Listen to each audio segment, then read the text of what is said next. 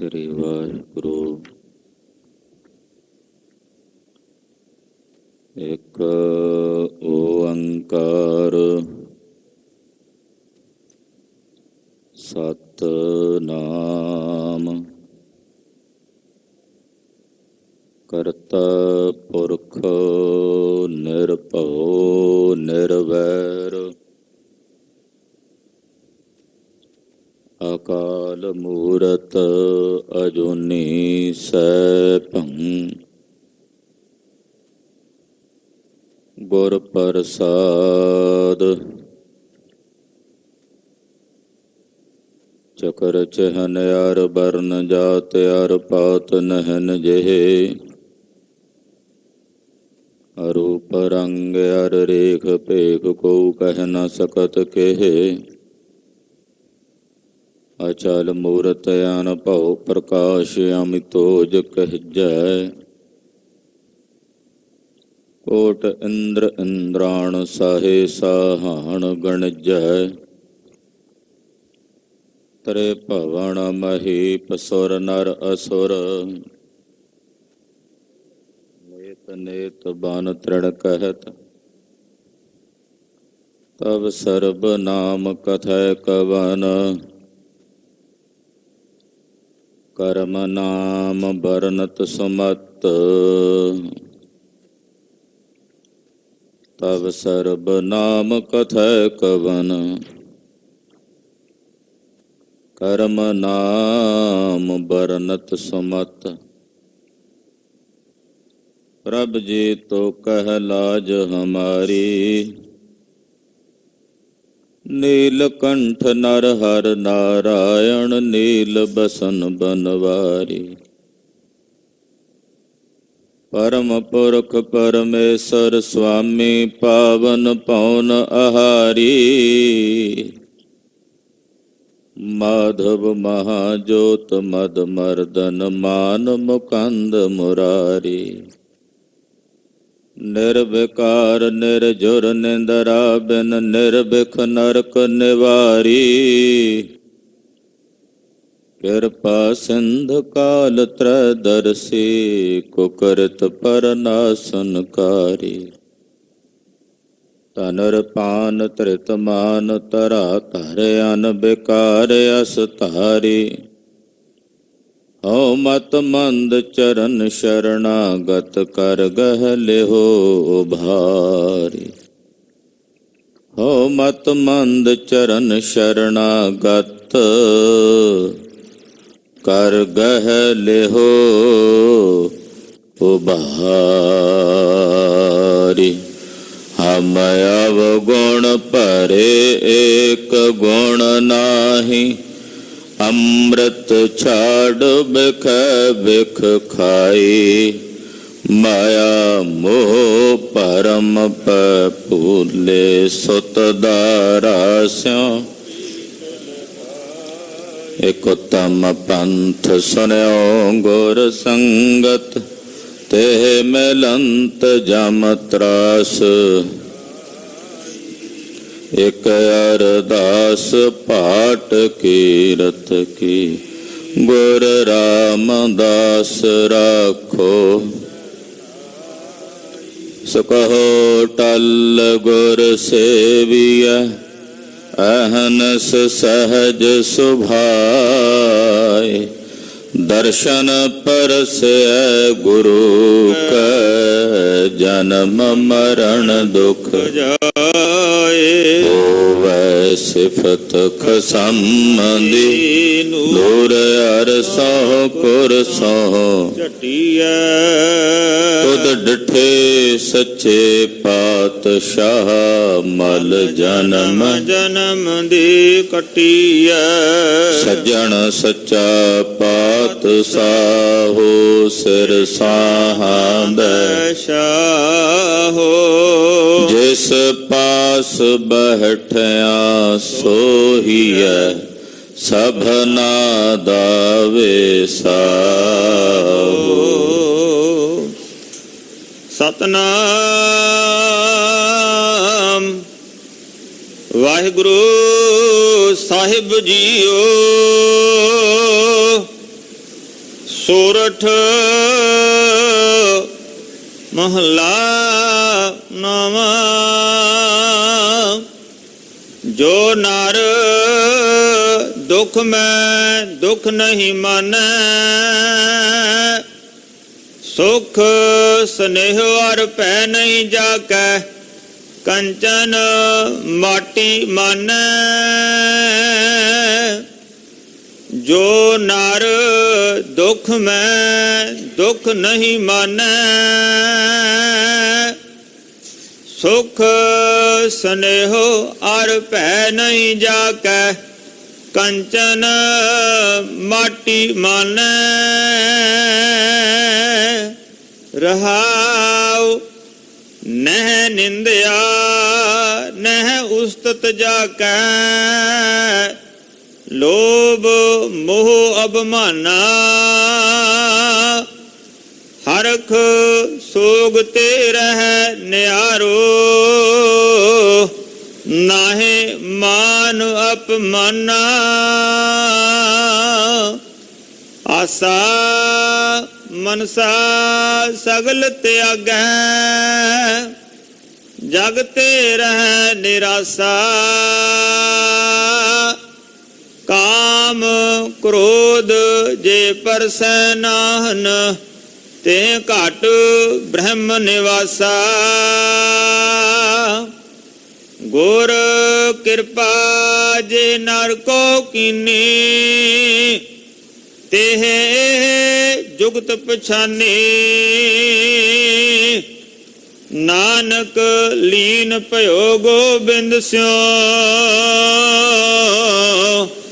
ਜਿਉ ਪਾਨੀ ਸੰਗ ਪਾਨੀ। ਗੁਰ ਕਿਰਪਾ ਜੇ ਨਰ ਕੋ ਕੀਨੀ, ਤੇਹ ਜੁਗਤ ਪਛਾਨੀ, ਨਾਨਕ ਲੀਨ ਭਇਓ ਗੋਬਿੰਦ ਸਿਉ, ਜਿਉ ਪਾਨੀ ਸੰਗ ਪਾਨੀ। ਵਾਹਿਗੁਰੂ ਜੀ ਕਾ ਖਾਲਸਾ, ਵਾਹਿਗੁਰੂ ਜੀ ਕੀ ਫਤਿਹ।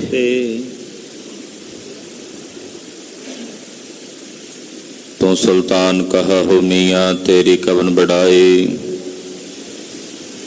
ਜੋ ਤੂੰ ਦੇਹ ਸੋ ਕਹਾ ਸੁਆਮੀ, ਮੈਂ ਮੂਰਖ ਕਹਿਣ ਨਾ ਜਾਈ, ਤੇਰੇ ਗੁਣ ਗਾਵਾਂ ਦੇਹ 부ਝਾਈ, ਜੈਸੇ ਸੱਚ ਮੈਂ ਰਹੋ ਰਜਾਈ। ਦਸਾਂ ਪਾਤਸ਼ਾਹੀਆਂ ਦੀ ਆਤਮਿਕ ਜਾਗਦੀ ਜੋਤ, ਬਾਣੀ ਗੁਰੂ ਗੁਰੂ ਹੈ ਬਾਣੀ, ਵਿੱਚ ਬਾਣੀ ਅੰਮ੍ਰਿਤ ਸਾਰੇ, ਗੁਰਬਾਣੀ ਕਹੈ ਸੇਵਕ ਜਨ ਮਾਨੈ, ਪ੍ਰਤੱਖ ਗੁਰੂ ਨਿਸਤਾਰੇ। ਧੰਨ ਧੰਨ ਸ੍ਰੀ ਗੁਰੂ ਗ੍ਰੰਥ ਸਾਹਿਬ ਜੀ ਮਹਾਰਾਜ ਜੀ ਦੀ ਪਾਵਨ ਪਵਿੱਤਰ ਹਜ਼ੂਰੀ ਅੰਦਰ ਜੁੜ ਬੈਠੀ ਗੁਰੂ ਕੀ ਸਾਜੀ ਔਰ ਨਵਾਜੀ ਹੋਈ ਗੁਰੂ ਕਾ ਖਾਸ ਰੂਪ ਗੁਰੂ ਖਾਲਸਾ ਸਾਧ ਸੰਗਤ ਜੀਓ, ਧੰਤਾ ਦੇ ਪਾਤਰ ਹੋ। ਅੰਮ੍ਰਿਤ ਵੇਲੇ ਤੋਂ ਸਾਹਿਬ ਨੌਵੇਂ ਪਾਤਸ਼ਾਹ ਦੇ ਪਾਵਨ ਪਵਿੱਤਰ ਦਰਬਾਰ ਵਿੱਚ ਇਕੱਤਰ ਹੋ ਕੇ ਹਾਜ਼ਰੀਆਂ ਭਰ ਕੇ ਆਪਣੇ ਜੀਵਨ ਦੀਆਂ ਕੁਝ ਘੜੀਆਂ ਗੁਰੂ ਲੇਖੇ ਲਾ ਕੇ ਸਫਲਾ ਔਰ ਸਕਾਰਥਾ ਕਰ ਰਹੇ ਹੋ। ਸਰਬਾਸਾ ਪੂਰਨ ਕਰਨੇ ਵਾਲੀ ਸ੍ਰੀ ਆਸਾ ਜੀ ਦੀ ਵਾਰ ਦੇ ਸ਼ਬਦ ਕੀਰਤਨ ਰਾਗੀ ਸਿੰਘਾਂ ਦੀ ਰਸਨਾ ਤੋਂ ਆਪ ਜੀ ਨੇ ਸਰਵਣ ਕੀਤੇ ਹਨ। ਅੰਮ੍ਰਿਤ ਵੇਲੇ ਉੱਠਦਿਆਂ ਗੁਰੂ ਕੇ ਸਿੱਖਾਂ ਦੇ ਹਿਰਦਿਆਂ ਵਿੱਚ ਆਪਣੇ ਸਾਹਿਬ ਦੇ ਦਰਸ਼ਨ ਦਿਦਾਰਿਆਂ ਦੀ ਤਾਲਾ ਬੇਲੀ ਲੱਗ ਜਾਂਦੀ ਹੈ। ਮਹਾਰਾਜ ਭਗਤ ਨਾਮਦੇਵ ਜੀ ਦੇ ਅੰਮ੍ਰਿਤ ਬਚਨ ਹਨ, ਮੋਹੇ ਲਾਗਤੀ ਤਾਲਾ ਬੇਲੀ, ਬਛੜੇ ਬਿਨ ਗਾਏ ਅਕੇਲੀ। ਜਿਵੇਂ ਆਪਣੇ ਬਛੜੇ ਬਿਨਾਂ ਗਾਂ ਤੜਫਦੀ ਹੈ ਔਰ ਉਹਦੇ ਮਨ 'ਚ ਇੱਛਾ ਹੁੰਦੀ ਹੈ ਕਿ ਛੇਤੀ ਬਛੜੇ ਨੂੰ ਮਿਲੇ, ਉਹਨੂੰ ਵੇਖੇ। ਪ੍ਰੇਮੀ ਭਗਤਾਂ ਦੇ ਹਿਰਦਿਆਂ ਵਿੱਚ ਆਪਣੇ ਮਾਲਕ ਦੇ ਦਰਸ਼ਨਾਂ ਦੀ ਤਰਲੋ ਮੱਛੀ ਲੱਗ ਜਾਂਦੀ। ਪਾਣੀਆਂ ਬਿਨ ਮੀਨ ਤਲਫ ਹੈ, ਜਿਵੇਂ ਪਾਣੀ ਬਿਨਾਂ ਮੱਛੀ ਤੜਫਦੀ ਹੈ, ਏਦਾਂ ਗੁਰੂ ਕਾ ਸਿੱਖ ਆਪਣੇ ਮਾਲਕ ਦੇ ਆਪਣੇ ਸਾਹਿਬ ਦੇ ਦਰਸ਼ਨਾਂ ਬਿਨਾਂ ਤੜਫਦਾ ਹੈ। ਤੋ ਅੰਮ੍ਰਿਤ ਵੇਲੇ ਹੀ ਗੁਰਸਿੱਖਾਂ ਦੇ ਹਿਰਦਿਆਂ 'ਚ ਚਾਅ ਹੁੰਦਾ ਆਪਣੇ ਸਾਹਿਬ ਦੇ ਆ ਕੇ ਦੀਦਾਰ ਕਰੀਏ।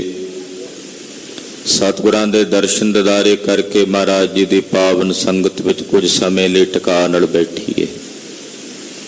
ਸਾਹਿਬ ਦੀ ਬਾਣੀ ਦਾ ਕੀਰਤਨ ਸੁਣੀਏ, ਸਾਹਿਬ ਜੀ ਦੀ ਬਾਣੀ ਦੀ ਕਥਾ ਸੁਣੀਏ ਔਰ ਸਾਹਿਬ ਦਾ ਸਿਮਰਨ ਆਪਣੀ ਸੁਰਤੀ ਦੁਆਰਾ ਕਰੀਏ।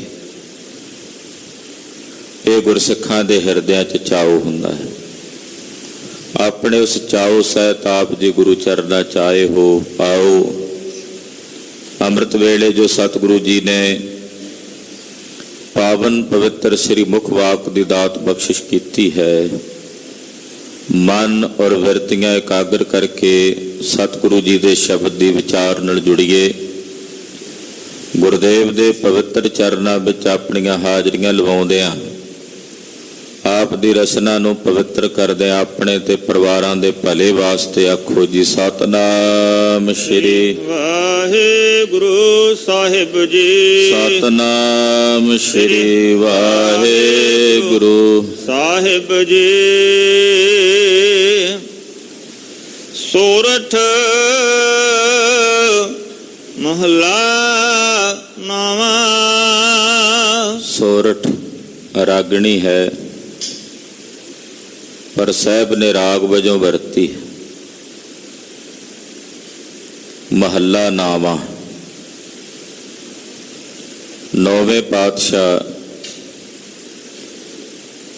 ਵਿਰਾਗ, ਤਿਆਗ ਤੇ ਅਨੁਰਾਗ ਦੀ ਮੂਰਤ, ਜਿਨ੍ਹਾਂ ਜੈਸਾ ਕੋਈ ਨਹੀਂ। ਮਹਾਨ ਪਰਉਪਕਾਰੀ, ਕਿਸੇ ਦੂਸਰੇ ਦੇ ਤਿਲਕ ਤੇ ਜੰਜੂ ਦੀ ਰਾਖੀ ਲਈ ਆਪਣੇ ਸੀਸ ਦਾ ਦਾਨ ਦੇਣ ਵਾਲੇ ਸਤਿਗੁਰੂ ਜਗਤ ਗੁਰੂ ਧੰਨ ਸ਼੍ਰੀ ਗੁਰੂ ਤੇਗ ਬਹਾਦਰ ਸਾਹਿਬ ਜੀ ਮਹਾਰਾਜ ਇਹ ਪਾਵਨ ਪਵਿੱਤਰ ਅੰਮ੍ਰਿਤ ਬਚਨ ਆਪਣੀ ਰਸਨਾ ਤੋਂ ਉਚਾਰਨ ਕਰਕੇ ਆਪਣੀ ਨਿਜ ਅਵਸਥਾ ਬਿਆਨ ਕਰਕੇ ਦੱਸ ਰਹੇ ਨੇ। ਜਿਸ ਅਵਸਥਾ ਵਿੱਚ ਸਾਹਿਬ ਨੌਵੇਂ ਪਾਤਸ਼ਾਹ ਆਪ ਵਰਤਦੇ ਹਨ, ਮੇਰੇ ਸਾਹਿਬ ਆਪਣੀ ਉਹ ਅਵਸਥਾ ਇਸ ਸ਼ਬਦ ਦੁਆਰਾ ਵਰਣਨ ਕਰ ਰਹੇ ਨੇ। ਸਰਵਣ ਕਰੀਏ ਜੀ। ਜੋ ਨਰ ਦੁਖ ਮੈਂ ਦੁਖ ਨਹੀਂ ਮਾਨੈ। ਜਿਹੜਾ ਨਰ ਦੁੱਖ ਨੂੰ ਦੁੱਖ ਕਰਕੇ ਨਹੀਂ ਮੰਨਦਾ, ਕਰਮਾਂ ਦਾ ਜਿਹੜਾ ਭੋਗ ਹੈ ਹਰ ਇੱਕ ਜੀਵ ਨੂੰ ਭੋਗਣਾ ਪੈਣਾ। ਉਹ ਚਾਹੇ ਦੁੱਖ ਦੇ ਰੂਪ ਵਿੱਚ ਹੋਵੇ ਤੇ ਚਾਹੇ ਸੁੱਖ ਦੇ ਰੂਪ ਵਿੱਚ ਹੋਵੇ, ਕਰਮਾਂ ਨੇ ਆਪਣਾ ਫਲ ਦੇਣਾ ਹੀ ਦੇਣਾ। ਜਿਹੜੇ ਕਰਮ ਬੀਜੇ ਗਏ ਨੇ ਨਾ, ਉਹ ਤਾਂ ਕੱਟਣੇ ਹੀ ਪੈਣੇ। ਉਹਨੂੰ ਮਹਾਂਪੁਰਸ਼ ਪਰਾਲਬਧ ਕਹਿੰਦੇ ਹਨ। ਪਰਾਲਬਧ ਦਾ ਭੋਗ ਜੀਵ ਨੂੰ ਭੋਗਣਾ ਹੀ ਪਵੇਗਾ। ਭੋਗੇ ਬਿਨ ਨਾਸੇ ਨਹੀਂ ਕਰਮ ਗਤੀ ਬਲਵਾਨ। ਉਹ ਕਰਮ ਗਹਿਣੋ ਕਰਮ ਗਤੀ, ਬੜੀ ਡੂੰਘੀ ਗਤੀ ਹੁੰਦੀ ਹੈ ਕਰਮਾਂ ਦੀ। ਹੁਣ ਉਹਨਾਂ ਕਰਮਾਂ ਦਾ ਫਲ ਦੁੱਖ ਦੇ ਰੂਪ ਵਿੱਚ ਵੀ ਹੈ, ਸੁੱਖ ਦੇ ਰੂਪ ਵਿੱਚ ਵੀ ਹੈ। ਪਰ ਪਰਮਹੰਸ ਅਵਸਥਾ 'ਚ ਟਿਕਿਆ, ਜਿਹਨੂੰ ਤੁਰਿਆ ਪਦ ਕਹਿੰਦੇ ਹਨ, ਉਸ ਤੁਰਿਆ ਪਦ ਦੀ ਅਵਸਥਾ 'ਚ ਪਹੁੰਚਿਆ ਗੁਰਮੁਖ। ਦੁੱਖ ਆਵੇ ਉਹ ਫਿਰ ਵੀ ਦੁੱਖ ਨੂੰ ਦੁੱਖ ਕਰਕੇ ਨਹੀਂ ਮੰਨਦਾ। ਉਹਦੀ ਸੁਰਤ ਐਸੀ ਹੋ ਜਾਂਦੀ। ਥੋੜੀ ਜਿਸ ਨੂੰ ਸਮਝਣ ਲਈ ਉਦਾਹਰਣ ਜਿਹੜੀ ਭਾਵੇਂ ਉਹ ਪੂਰੀ ਤਾਂ ਨਹੀਂ ਉਹਦੇ ਤੇ ਲਾਗੂ ਹੁੰਦੀ, ਪਰ ਥੋੜੀ ਬਹੁਤ ਸਮਝਣ ਲਈ ਉਦਾਹਰਣ। ਡਾਕਟਰ ਚੀਰ ਫਾੜ ਕਰਕੇ ਆਪਰੇਸ਼ਨ ਕਰਦਾ ਹੈ, ਕੋਈ ਸਰੀਰ ਦੀ ਕੋਈ ਮਾੜੀ ਰਸੋਲੀ ਹੋਵੇ ਉਹਨੂੰ ਕੱਟਦਾ ਹੈ, ਪਰ ਉਹਦੀ ਦਰਦ, ਉਹਦੀ ਪੀੜਾ ਨਹੀਂ ਵਿਆਪਦੀ ਮਨੁੱਖ ਨੂੰ, ਕਿਉਂਕਿ ਜਿੰਨੀ ਜਗ੍ਹਾ ਤੇ ਆਪਰੇਸ਼ਨ ਕਰਦਾ ਉਹਨੂੰ ਸੁੰਨ ਕਰ ਦਿੰਦਾ। ਚੀਰ ਫਾੜ ਹੁੰਦਾ ਹੈ, ਖੂਨ ਵੀ ਸਰਵਦਾ ਹੈ, ਡੂੰਘਾ ਆਪਰੇਸ਼ਨ ਹੁੰਦਾ ਹੈ, ਪਰ ਉਹ ਦਰਦ ਨਹੀਂ ਵਿਆਪਦਾ। ਪਰ ਜੇ ਉਹ ਸੁਣ ਨਾ ਕਰੇ ਉਸ ਜਗ੍ਹਾ ਨੂੰ, ਫੇਰ ਭਿਆਨਕ ਪੀੜਾ ਹੈ। ਇੱਕ ਅਵਸਥਾ ਤੁਰਿਆ ਪਦ ਵਿੱਚ ਪਹੁੰਚ ਕੇ ਐਸੀ ਬਣ ਜਾਂਦੀ ਹੈ ਜਿੱਥੇ ਦੁੱਖ ਤੇ ਸੁੱਖ ਦੋਨਾਂ ਦੀ ਅਨੁਭੂਤੀ ਨਹੀਂ ਹੁੰਦੀ, ਕਿਉਂਕਿ ਦੁੱਖ ਤੇ ਸੁੱਖਾਂ ਦਾ ਸੰਬੰਧ ਕੇਵਲ ਸਰੀਰ ਨਾਲ ਹੀ ਹੁੰਦਾ, ਮਨ ਨਾਲ ਹੋਵੇਗਾ ਜਾਂ ਸਰੀਰ ਨਾਲ ਹੋਵੇਗਾ। ਜਿੱਥੇ ਗਿਆਨਵਾਨ ਗਿਆਨੀ ਪਹੁੰਚ ਜਾਂਦਾ ਆਤਮ ਅਵਸਥਾ ਵਿੱਚ, ਉੱਥੇ ਮਨ ਰਹਿੰਦਾ ਹੀ ਨਹੀਂ।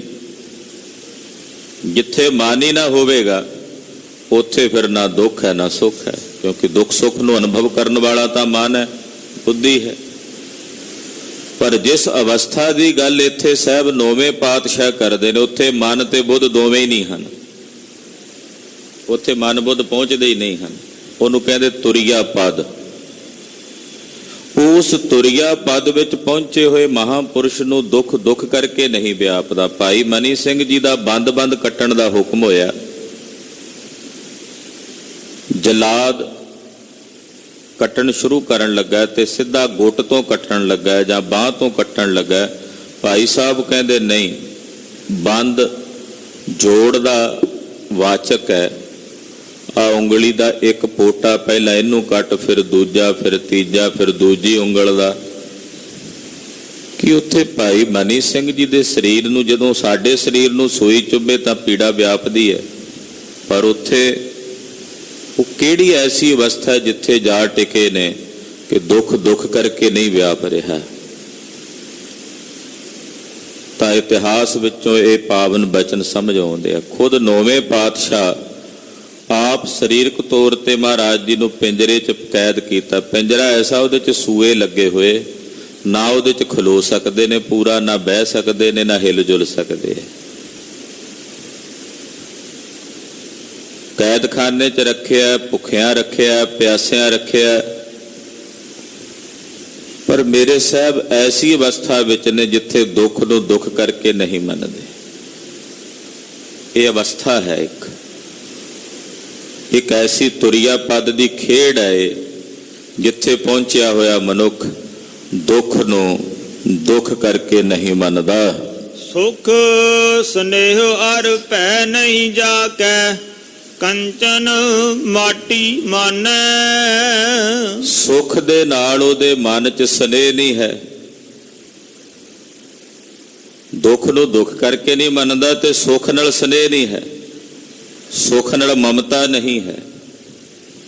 ਕੋਈ ਸੁੱਖ ਉਹਨੂੰ ਤਿਆਗਣਾ ਪਵੇ ਤੇ ਅੱਖ ਦੇ ਫੋਰ 'ਚ ਤਿਆਗ ਦਿੰਦਾ, ਲਓ ਮਹਾਰਾਜ। ਸੁੱਖ ਨਾਲ ਸਨੇਹ ਨਹੀਂ ਹੈ। ਸਾਨੂੰ ਕੋਈ ਸੁੱਖ ਦਿੰਦੀ ਹੋਵੇ ਚੀਜ਼, ਛੱਡਣੀ ਬੜੀ ਔਖੀ ਹੈ। ਕੋਈ ਦੂਜਾ ਸਾਡੇ ਕੋਲੋਂ ਵਸਤੂ ਖੋਵੇ ਤੇ ਤਰਲੋ ਮੱਛੀ ਹੋ ਜਾਂਦੇ ਆ, ਬਈ ਇਹ ਮੇਰੇ ਲਈ ਸੁਖਦਾਈ ਹੈ, ਮੈਂ ਇਹਦੇ ਬਿਨਾਂ ਨਹੀਂ ਰਹਿ ਸਕਦਾ। ਸਾਨੂੰ ਉਹਦੀ ਆਦਤ ਬਣ ਜਾਂਦੀ ਹੈ ਸੁੱਖ ਦੀ। ਰੱਬ ਦੇ ਪਿਆਰੇ ਮਹਾਂਪੁਰਸ਼ ਜਿੱਥੇ ਟਿਕੇ ਹੋਏ ਨੇ, ਜੇ ਕੋਈ ਸੁੱਖ ਉਹਨਾਂ ਨੂੰ ਮਿਲਦਾ ਵੀ ਹੈ ਤਾਂ ਉਹ ਸੁੱਖ ਜਦੋਂ ਤਿਆਗਣਾ ਹੋਵੇ, ਛੱਡਣਾ ਹੋਵੇ, ਇੱਕ ਅੱਖ ਦੇ ਫੋਰ 'ਚ, ਜਿਵੇਂ ਘਾਹ ਦਾ ਕਿਣਕਾ ਸੁੱਟੀ ਦਾ, ਇਦਾਂ ਤਿਆਗ ਦਿੰਦੇ। ਉਹਨਾਂ ਦੇ ਹਿਰਦਿਆਂ ਵਿੱਚ ਸੁੱਖ ਦੇ ਨਾਲ ਸਨੇਹ ਨਹੀਂ ਹੈ। ਸੋਨਾ ਤੇ ਮਿੱਟੀ ਦੋਨਾਂ ਨੂੰ ਇੱਕ ਸਮਾਨ ਕਰਕੇ ਹੀ ਜਾਣਦੇ ਨੇ। ਕਰੋੜਾਂ ਰੁਪਈਆਂ ਦਾ ਖਜ਼ਾਨਾ, ਨਗਦੀ, ਸੋਨਾ, ਚਾਂਦੀ, ਜਵਾਹਰਾਤ, ਹੀਰੇ, ਮੋਤੀ, ਕਲਗੀਧਰ ਸਵਾਮੀ ਜੀ ਆਪਣੇ ਖਜ਼ਾਨੇ ਚੋਂ ਕਢਾਉਂਦੇ ਐ, ਔਰ ਕਢਾ ਕੇ ਸਤਲੁਜ ਦਰਿਆ ਵਿੱਚ ਰੋੜ ਦਿੰਦੇ ਐ, ਕਿਉਂਕਿ ਉਹਨਾਂ ਦੀ ਦ੍ਰਿਸ਼ਟੀ ਵਿੱਚ ਸੋਨਾ ਤੇ ਮਿੱਟੀ ਦੋਵੇਂ ਇੱਕ ਸਮਾਨ ਨੇ, ਇੱਕ ਸਮਾਨ। ਤੋ ਸੋਨੇ ਨੂੰ ਵੀ ਉਹ ਮਿੱਟੀ ਕਰਕੇ ਮੰਨਦੇ ਨੇ, ਜਾਣਦੇ ਹਨ। ਰਹਾਉ ਨਹਿ ਨਿੰਦਿਆ ਨਹਿ ਉਸਤਤ ਜਾਕੈ, ਲੋਭ ਮੋਹ ਅਭਮਾਨਾ। ਨਾ ਤਾਂ ਉਹ ਕਿਸੇ ਦੀ ਨਿੰਦਿਆ ਵਿੱਚ ਰੁਚੀ ਰੱਖਦੇ ਐ, ਕਿਸੇ ਦੀ ਨਿੰਦਿਆ ਵਿੱਚ ਰੁਚੀ ਨਹੀਂ ਰੱਖਦੇ ਕਿ ਉਦਾਂ ਹੀ ਨਿੰਦਾ ਕਰੀ ਜਾਣ, ਫਲਾਣਾ ਏਦਾਂ, ਅਮਕਾ ਏਦਾਂ। ਕੋਈ ਕਹਿੰਦਾ ਵੀ ਹੋਵੇ ਉਹ ਅਣਸੁਣੀ ਕਰ ਦਿੰਦੇ। ਕੀ ਲੈਣਾ ਅਸੀਂ ਕਿਸੇ ਦੀ ਨਿੰਦਾ ਕਰਕੇ? ਮੈਂ ਕਿਹੜਾ ਕਿਸੇ ਨਾਲੋਂ ਚੰਗਾ, ਸ੍ਰੇਸ਼ਟ ਤੇ ਸਰਵੋਤਮ ਆ ਕਿ ਮੈਂ ਦੂਜੇ ਦੀ ਨਿੰਦਾ ਸੁਣਾ ਜਾਂ ਕਰਾਂ? ਮੇਰੇ ਤੋਂ ਤਾਂ ਸਾਰੇ ਹੀ ਭਲੇ ਨੇ, ਸਾਰੇ ਹੀ ਚੰਗੇ ਨੇ। ਉਹ ਨਾ ਤਾਂ ਕਿਸੇ ਦੀ ਨਿੰਦਿਆ ਸੁਣਦਾ ਨਾ ਕਰਦਾ, ਨਾ ਹੀ ਕਿਸੇ ਦੀ ਝੂਠੀ ਖੁਸ਼ਾਮਦ ਕਰਦਾ। ਉਸ ਤੱਤ ਅਸੀਂ ਆਪਣੇ ਸਵਾਰਥ ਲਈ ਕਿਸੇ ਦੀ ਖੁਸ਼ਾਮਦ ਵੀ ਕਰਦੇ ਹਾਂ। ਸਾਡਾ ਕੋਈ ਸਵਾਰਥ ਪੂਰਾ ਕਰੇ ਤੇ ਆਪਾਂ ਉਹਦੀ ਸਿਫਤ ਦੇ ਸੋਹਿਲੇ ਗਾਉਂਦੇ। ਰੱਬ ਦੇ ਪਿਆਰੇ ਕਿਸੇ ਦੀ ਝੂਠੀ ਖੁਸ਼ਾਮਦ ਨਹੀਂ ਕਰਦੇ। ਨਾ ਉਹਨਾਂ ਦੇ ਹਿਰਦਿਆਂ ਵਿੱਚ ਲੋਭ ਹੈ, ਨਾ ਮੋਹ ਹੈ, ਤੇ ਨਾ ਹੀ ਅਭਿਮਾਨ ਹੈ। ਅਭਿਮਾਨ ਵੀ ਨਹੀਂ। ਹਾਂਜੀ। ਹਰਖ ਸੋਗ ਤੇ ਰਹਿ ਨਿਆਰੋ, ਨਾਹੇ ਮਾਨ ਅਪਮਾਨਾ। ਹਰਖ ਤੇ ਸੋਗ ਦੋਨਾਂ ਤੋਂ, ਦਵੰਦ ਤੋਂ ਨਿਆਰੇ ਹੋ ਕੇ ਰਹਿੰਦੇ। ਨਾਹੇ ਮਾਨ ਅਪਮਾਨਾ, ਨਾ ਉਹਨਾਂ ਦੇ ਹਿਰਦੇ ਵਿੱਚ ਆਪਣੇ ਮਾਣ ਦੀ ਇੱਛਾ ਹੈ। ਕੋਈ ਮਾਣ ਕਰ ਜੇ ਤੇ ਉਹਨੂੰ ਇਹ ਨਹੀਂ ਕਹਿੰਦੇ ਧੰਨਵਾਦ, ਤੇ ਕੋਈ ਅਪਮਾਨ ਕਰ ਜੇ ਤਾਂ ਪਲਟਵਾ ਜਵਾਬ ਦੇ ਕੇ ਉਹਨੂੰ ਨਹੀਂ ਕਹਿੰਦੇ ਕਿਉਂ ਅਪਮਾਨ ਕਰਦਾ ਵੀ। ਉਹ ਕਹਿੰਦੇ ਲੋਕ ਜਿਹੜੇ ਮੂੰਹ ਨਾਲ ਮਾਣ ਕਰਦੇ ਆ ਉਹਦੇ ਨਾਲ ਅਪਮਾਨ ਵੀ ਕਰਦੇ ਆ, ਜਿਹਦੇ ਨਾਲ ਅਪਮਾਨ ਕਰਦੇ ਆ ਉਹਦੇ ਨਾਲ ਮਾਣ ਵੀ ਕਰਦੇ ਆ। ਇਹ ਤਾਂ ਝੂਠ ਹੈ, ਨਾਸ਼ਵਾਨ ਹੈ। ਉਹ ਮਾਨ ਅਪਮਾਨ ਤੋਂ ਵੀ ਰਹਿਤ ਹੋ ਕੇ ਨਿਰਾਲੇ ਹੋ ਕੇ ਰਹਿੰਦੇ। ਆਕਾਸ਼ ਵੱਲ ਕੋਈ ਥੁੱਕੇ, ਇਹਦੇ ਚ ਆਕਾਸ਼ ਦਾ ਕੀ ਅਪਮਾਨ ਹੈ ਭਾਈ? ਆਕਾਸ਼ ਨੇ ਮੈਲਾ ਤਾਂ ਨਹੀਂ ਹੋ ਜਾਣਾ ਥੁੱਕਣ ਨਾਲ। ਜੇ ਉਸੇ ਆਕਾਸ਼ ਵਿੱਚ ਕੋਈ ਫੁੱਲਾਂ ਨੂੰ ਉੱਪਰ ਨੂੰ ਉਠੇਲੇ ਜਾਂ ਕੋਈ ਗੁਲਾਲ ਆਦਿਕ ਇਤਰ ਫੁਲੇਲ ਦੀ ਸੁਗੰਧੀ ਦਾ ਚਰਚਨ ਕਰੇ ਤੇ ਆਕਾਸ਼ ਨੂੰ ਉਹਦੇ ਨਾਲ ਵੀ ਕੀ ਹੈ?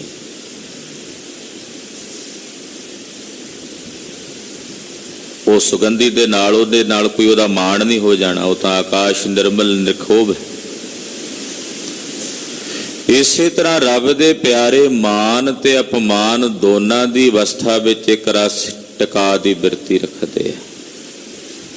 ਕੋਈ ਮਾਣ ਕਰੇ, ਕੋਈ ਅਪਮਾਨ ਕਰੇ, ਦੋਨਾਂ 'ਚ ਇੱਕ ਸਮਾਨ। ਬੜੀ ਔਖੀ ਘਾਟੀ ਹੈ ਇਹ। ਸਾਡਾ ਕੋਈ ਮਾਣ ਕਰੇ ਅਸੀਂ ਖੁਸ਼ ਹੁੰਦੇ, ਅਪਮਾਨ ਤਾਂ ਅਸੀਂ ਬਰਦਾਸ਼ਤ ਕਰ ਹੀ ਨਹੀਂ ਸਕਦੇ।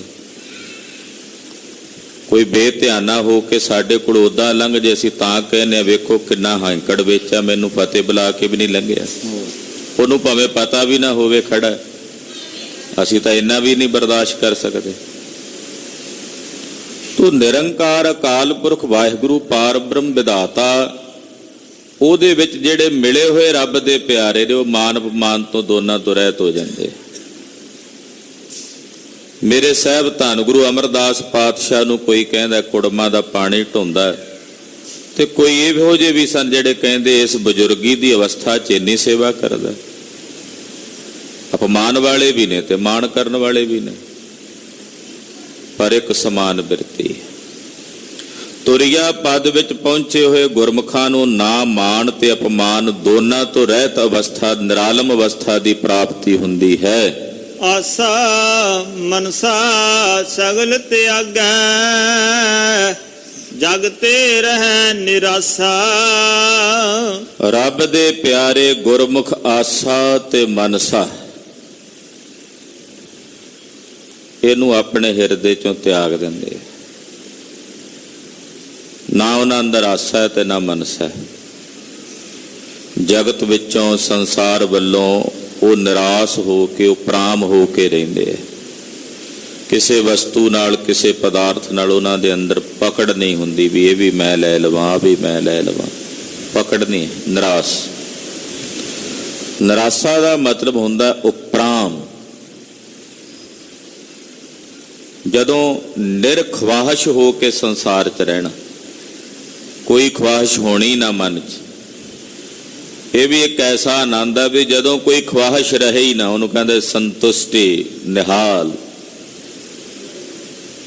ਕੋਈ ਇੱਛਾ ਰਹੇ ਹੀ ਨਾ।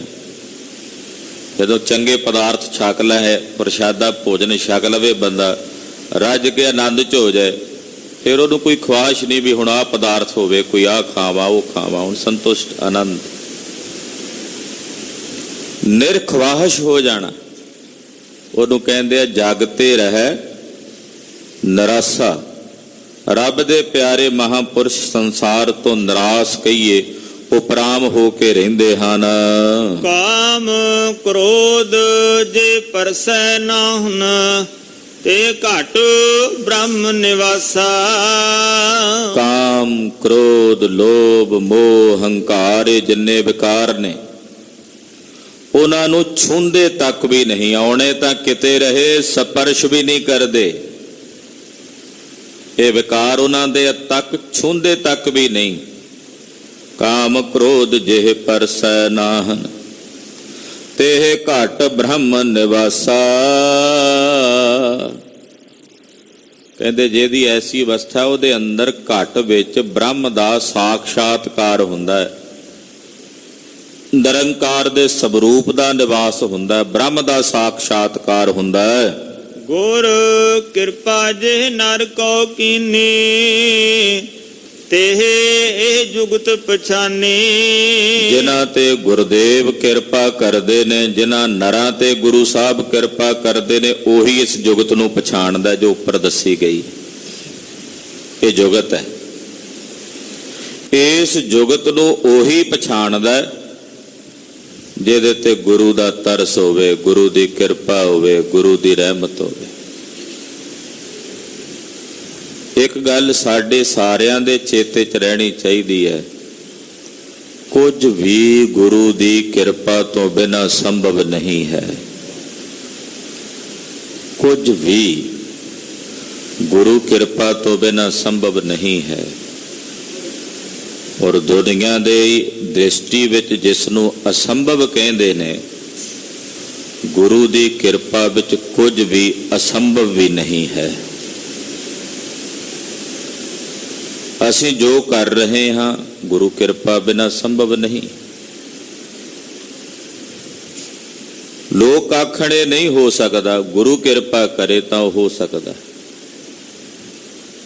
ਗੁਰੂ ਦਇਆ ਕਰੇ ਤਾਂ ਹੋ ਸਕਦਾ। ਗੁਰ ਕਿਰਪਾ ਜਿਹ ਨਰ ਕਉ ਕੀਨੀ, ਤੇ ਇਹ ਜੁਗਤ ਪਛਾਨੀ। ਉਹਨੇ ਇਸ ਜੁਗਤ ਨੂੰ ਪਛਾਣ ਲਿਆ ਜਿਹਦੇ ਤੇ ਗੁਰੂ ਦੀ ਕਿਰਪਾ ਵਰਤ ਗਈ, ਜਿਸ ਤੇ ਸਤਿਗੁਰਾਂ ਦੀ ਦਇਆ ਵਰਤ ਗਈ। ਗੁਰੂ ਕਿਰਪਾ ਤੋਂ ਬਿਨਾਂ ਕੁਝ ਵੀ ਸੰਭਵ ਨਹੀਂ। ਤੁਸੀਂ ਇੱਥੇ ਤੱਕ ਚੱਲ ਕੇ ਆਏ ਹੋ, ਆਪਾਂ ਸਾਰੇ ਗੁਰੂ ਚਰਨਾਂ 'ਚ ਆਏ ਹਾਂ, ਇਹ ਵੀ ਗੁਰੂ ਸਾਹਿਬ ਦੀ ਕਿਰਪਾ ਹੈ। ਅੰਮ੍ਰਿਤ ਵੇਲੇ ਉੱਠੇ ਆ, ਇਸ਼ਨਾਨ ਪਾਨ ਕੀਤੇ ਨੇ, ਗੁਰੂ ਕਿਰਪਾ ਹੈ। ਸਤਿਗੁਰਾਂ ਦੇ ਦਰਸ਼ਨ ਕਰ ਰਹੇ ਆ, ਗੁਰੂ ਕਿਰਪਾ ਹੈ। ਸਤਿਗੁਰੂ ਸੱਚੇ ਪਾਤਸ਼ਾਹ ਜੀ ਦੀ ਬਾਣੀ ਦੀ ਕਥਾ ਸੁਣ ਰਹੇ ਆ, ਗੁਰੂ ਕਿਰਪਾ ਹੈ। ਕੀਰਤਨ ਸੁਣ ਰਹੇ ਆ ਤਾਂ ਵੀ ਗੁਰੂ ਕਿਰਪਾ ਹੈ। ਨਿਤਨੇਮ ਕਰ ਰਹੇ ਹੋ, ਗੁਰੂ ਕਿਰਪਾ ਹੈ। ਸੁਣ ਰਹੇ ਹੋ ਤਾਂ ਵੀ ਗੁਰੂ ਕਿਰਪਾ ਹੈ। ਤੋ ਜਿਨ੍ਹਾਂ ਤੇ ਗੁਰੂ ਸਾਹਿਬ ਨੇ ਆਪਣੀ ਕਿਰਪਾ ਕੀਤੀ ਹੈ, ਉਹਨਾਂ ਨੇ ਇਸ ਜੁਗਤ ਨੂੰ ਪਛਾਣਿਆ ਹੈ। ਨਾਨਕ ਲੀਨ ਭਇਓ ਗੋਬਿੰਦ ਸਿਓ, ਜੋ ਪਾਨੀ ਸੰਗ ਪਾਨੀ। ਧੰਨ ਸ਼੍ਰੀ ਗੁਰੂ ਤੇਗ ਬਹਾਦਰ ਸਾਹਿਬ 9ਵੇਂ ਪਾਤਸ਼ਾਹ ਫਰਮਾਉਂਦੇ ਨੇ ਕਿ ਉਹ ਇਸ ਤਰ੍ਹਾਂ ਉਹਦੇ ਵਿੱਚ ਲੀਨ ਹੋ ਜਾਂਦੇ ਨੇ, ਪ੍ਰਮਾਤਮਾ ਵਿੱਚ, ਜਿਨ੍ਹਾਂ ਤੇ ਗੁਰੂ ਦੀ ਕਿਰਪਾ ਹੁੰਦੀ ਹੈ। ਇਸ ਤਰ੍ਹਾਂ ਲੀਨ ਹੋ ਜਾਂਦੇ ਨੇ ਜਿਵੇਂ ਪਾਣੀ ਨਾਲ ਮਿਲ ਕੇ ਪਾਣੀ ਲੀਨ ਹੋ ਜਾਂਦਾ। ਪਾਣੀ ਵਿੱਚ ਮਿਲ ਕੇ ਜਿਵੇਂ ਪਾਣੀ ਲੀਨ ਹੋ ਜਾਂਦਾ ਹੈ, ਇਸੇ ਤਰ੍ਹਾਂ ਜਿਨ੍ਹਾਂ ਤੇ ਗੁਰੂ ਦੀ ਕਿਰਪਾ ਵਰਤਦੀ ਹੈ, ਗੁਰੂ ਕਿਰਪਾ ਨਾਲ ਉਹ ਅਕਾਲ ਪੁਰਖ ਪਰਮੇਸ਼ਰ ਦੇ ਸਵਰੂਪ ਵਿੱਚ ਮਿਲ ਕੇ ਇੱਕਮਿਕ ਹੋ ਜਾਂਦੇ ਨੇ, ਅਭੇਦ ਹੋ ਜਾਂਦੇ ਹਨ।